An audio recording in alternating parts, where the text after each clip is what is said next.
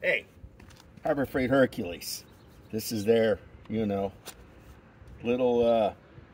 HCB84B2 compact impact wrench and 1/2 inch, the 2nd gen. Let's see if I can remove any of my lug nuts in the highest speed.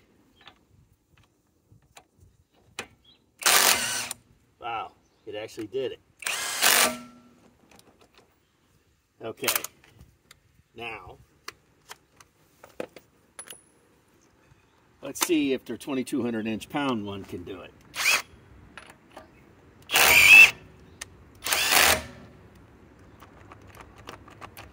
Okay, let's keep rolling.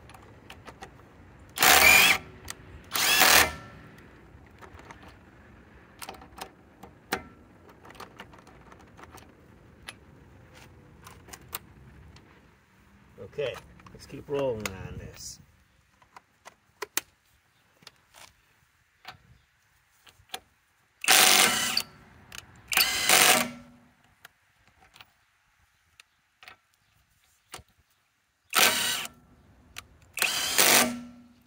Okay, they both seem to have done it, but I don't think I torqued them that hard, so I'm going to have to torque them in the next video.